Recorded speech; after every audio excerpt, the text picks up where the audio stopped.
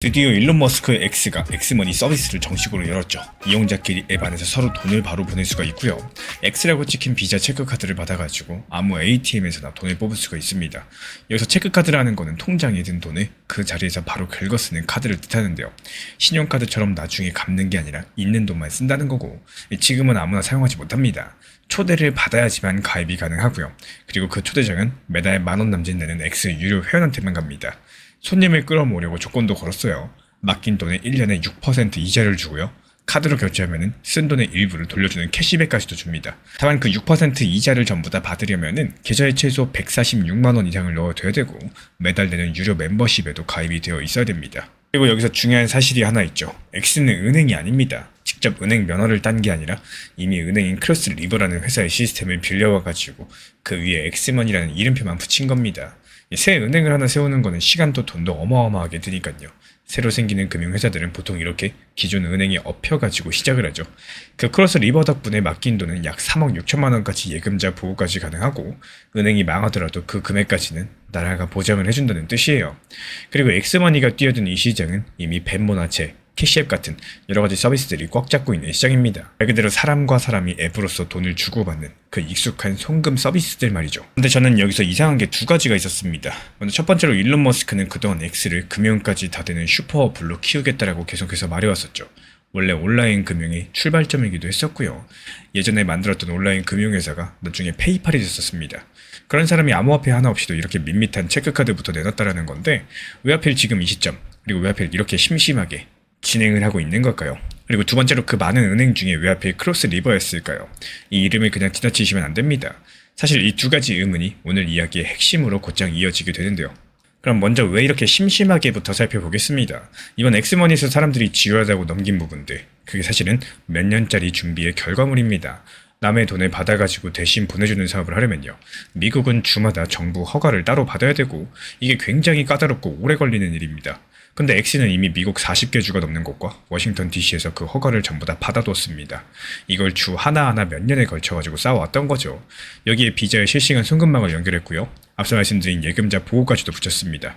다시 말씀드리자면 겉으로 보이는 거는 카드 한 장이겠지만 그 밑에서는 정식으로 돈을 굴리기 위한 법적, 제도적인 준비가 통째로 갖춰져 있다는 겁니다.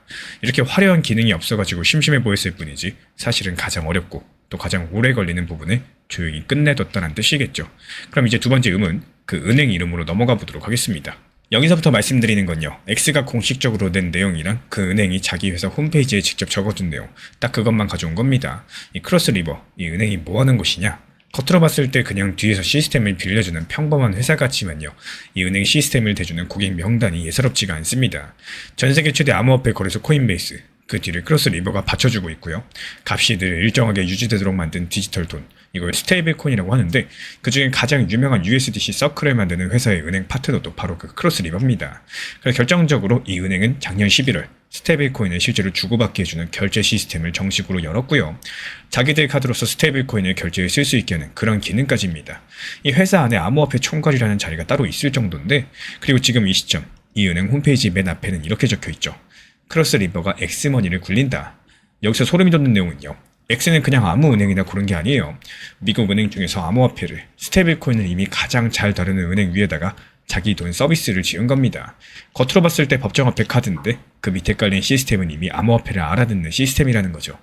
그동안 X에 암호화폐를 넣을 수 있느냐, 이걸 어렵게 만들던 조건들, 그러니까 정부 허가, 은행 파트너, 카드망, 그리고 실제로 쓰는 이용자까지도 이게 이번에 하나로 전부 다 모여가지고 진짜로 돌아가기 시작을 한 겁니다. 그래서 여기까지 들어보시면은 그럼 도지코인 곧 들어가는 거네, 이런 생각이 드실 수 있겠는데요. 여기서 잠깐 흥분을 가라앉히고 보셔야 될 게 있습니다. 지금부터는 어느 발표에도 어느 기사에도 나오지 않는 이야기인데요. 제가 두 가지를 겹쳐놓고 혼자 읽어본 생각이기 때문에 얼마든지 틀릴 수는 있어요. 그러니까 참고 정도만 하시고 판단은 직접 하시길 부탁을 드립니다. 냉정하게 짚으셔야 될 게 몇 가지가 있는데요. 먼저 다시 말씀드리지만 지금 엑스머니에 도지코인은 없습니다. 완전히 법정화폐 서비스예요. 그리고 이게 제일 중요한데, 그 크로스리버가 다루는 암호화폐는 스테이블코인, 그러니까 값이 고정된 서클 쪽입니다. 값이 크게 출렁이는 도지코인하고는 결이 다르겠죠. 그래서 만약에 엑스머니에 언젠가 암호화폐가 들어온다라고 할지라도 가장 자연스러운 첫 번째 순서는 도지코인이 아니라 그 스테이블코인의 가능성이 높다라는 거고, 이 도지코인은 그 다음 완전히 별개의 결정이 필요한 이야기입니다. 세 번째로 이건 당장 도지코인 가격을 밀어올릴 만한 재료가 아닙니다. 그리고 네 번째로 미국에서 가장 큰 금융시장인 뉴욕은 아직 X의 이 사업 허가를 안 내줬어요. 6% 이자가 지나치게 세다라면서 규제 당국이 눈여겨보고 있다라는 이야기도 있고요. 그러니까 장밋빛으로만 볼 일은 아니라는 거예요. 그럼 이 모든 걸 종합해봤을 때 어떤 그림이 나오느냐? 앞으로 엑스머니는 당분간 평범한 법정화폐 어플이 하는 일들을 할 겁니다. 초대 대상을 넓힐 거고요. 6% 이자로 사람들 돈을 끌어모을 겁니다. 아직까지 받지 못한 뉴욕 허가를 받으려고 하겠죠. 암호화폐가 만약에 온다면 방금 말씀드린 대로 스테이블 코인부터일 겁니다. 도지코인은 이거보다 뒤에 있는 순전히 사업적인 선택의 문제예요. 그래서 이번 일이 도지코인에게 갖는 진짜 의미는 가격이 아니라 질문이 바뀌었다는 데 있습니다. 지금까지 도지 홀더의 오랜 꿈이었던 X에 도지가 들어갈 수 있을까라는 질문들, 사실 기술적으로 제도적으로 가능한가 이런 질문이었는데 여기에 따른 답은 오랫동안 아직까지 준비 안 돼서 안 된다, 바로 이거였죠. 근데 이제 그 준비가 다 됐다라는 거고, 정부 허가도 암호화폐를 아는 은행들도 카드망도 이용자가 수억 명에 달하는 어플도 실제로 갖춰졌습니다. 그래서 이제 질문은 할 수 있느냐에서 할 거냐로 넘어갔다라는 거예요. 넘을 수 없던 조건들이 이제는 그냥 하나의 선택지가 됐다라는 거죠. 제가 이렇게 보고 있는 근거는 세 가지입니다. 먼저 크로스 리버가 암호화폐랑 스테이블 코인을 실제로 다룬다는 건 제 추측이 아니라 그 회사가 직접적으로 공개한 사실입니다. 두 번째로 X가 40개 주 넘는 면허랑 비자 송금망, 예금자 보호까지 가졌다는 것도 확인된 사실이고, 세 번째로 엑스머니 소식이 나올 때마다 시장이 자꾸 도지코인을 떠올려서 값이 반응해온 것도 감정이 아니라 실제로 반복되어 온 현상들이죠. 그래서 앞으로 지켜보셔야 될 세 가지는 이 도지코인 엑스머니가 앞으로 내놓는 계획 안에 암호화폐나 스테이블코인 기능이 실제로 등장하는지, 그때 도지코인이라는 이름이 한 번이라도 불리게 되는지, 그리고 도지코인이 100원 선을 지켜낼 수 있는지. 엑스머니는 도지코인 없이 심심한 법정화폐 카드로 나왔고, 그래서 지금 당장의 가격 제로는 아닙니다. 하지만 그 심심한 카드 밑에는 암호화폐를 이미 다루는 은행들, 그리고 수년치 면허라는 준비가 통째로 갖춰져 있기 때문에, 그래서 도지코인에게 이번 일의 진짜 의미는요, X에 도지가 들어갈 수 있느냐, 이런 오랜 질문이 이제 넣을 거냐라는 이 선택의 문제로 바뀌었다는 사실입니다. 그럼 여기서 우리 구독자분들께 한 가지만 여쭤볼게요. 이제 남은 게 기술이 아니라 선택뿐이라면 일론 머스크는 과연 그 스테이블 코인 다음 순서에 도지를 올릴 수 있을까요? 아니면 도지코인은 끝까지 응원하는 말로만 그치게 될까요?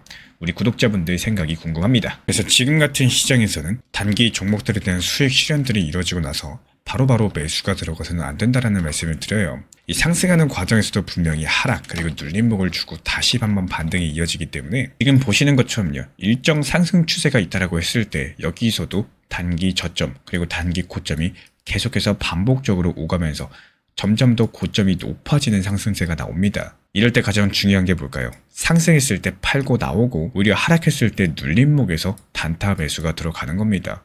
이 섣부르게 수익 실현받다고 기분 좋아가지고 고점에서 팔고 나왔을 때 다시 여기서 들어간다? 그러면 물릴 수밖에 없게 되겠죠. 그렇기 때문에 핵심 포인트는 단기적으로 하락, 눌렸을 때 매수가 들어가는 게 핵심 포인트다. 이렇게 말씀을 드리고 싶어요. 실제로 현재 우리 채널 차원에서 운영 중에 있는 정보 커뮤니티에서도요, 이 수익을 실현하는 과정에서 단타, 눌렸을 때 오히려 매수가 들어갔다가 상승했을 때 팔고 나오고 이때 바로 들어가는 게 아니라 시간을 두고 다시 매수가 들어가는 상황이죠. 그리고 여기서 중요한 점은 이 단타 매수 자체에서 들어가실 때 종목 선정이 상당히 중요하다는 말씀을 드려요. 정말 당연하게도 지금 시장에서 주력 종목들, 주력 테마 종목들 위주로 매수가 들어가셔야 게 당연한 거고, 최근에 힘이 강했던 종목들, RWA 테마라거나 AI 인공지능 테마라거나 디파이라거나 여러가지 힘이 강한 섹터 종목들을 최소 10개에서 20개 정도씩 미리 추려놓고 있기 때문에 그 중에서 타점 맞는 것들만 실시간으로서 추천을 드리고 있습니다. 결국에 지금 같은 시장은요, 이 상승하는 과정에서 수익 내기가 너무나도 쉽고 무조건 수익을 보셔야 되는 너무 좋은 시장입니다. 이 상승과 하락 파동을 이용해서 수익 내고 나서는 오히려 한 템포 쉬었다가 눌렸을 때 매수 추천이 나가고 있기 때문에 그래도 하루에 한 종목에서 두 종목 정도씩은 꾸준하게 수익 내는 방법들에 대해서 말씀을 드리고 있습니다. 현재 보이는 번호로 문자 신청 남겨주시면 입장 안내 도움드리고 있고요. 구독과 좋아요만 눌러주시고 영상 보면서 따라와 주시기 바랍니다. 제가 안내해드리고 있는 코인 신사 채널 멤버십 전용방에 대해서 짧게 설명드려 보도록 하겠습니다. 리플, 암호화폐 시장에 대한 중요한 이슈, 그리고 브리핑이나 시장의 흐름에 대한 전문적인 분석 내용 설명과 함께 차트상의 기술적 분석, 온체인 지표와 투자 심리에 대한 내용들을 같이 안내 도움드리고 있고, 가장 중요한 투자 심리를 컨트롤하기 위해서 포트폴리오의 구성에 대한 노하우, 투자 심리 컨트롤에 대한 내용도 같이 안내드리고 있습니다. 코인 신사 스터디 멤버십 가입하신 분들께서는 아래 번호 혹은 신청 링크 통해서 남겨주시면 제가 연락드리고 있고, 안내 설명과 함께 신사 채널 리플 전용 멤버십 방에도 입장 안내 설명드리고 있습니다.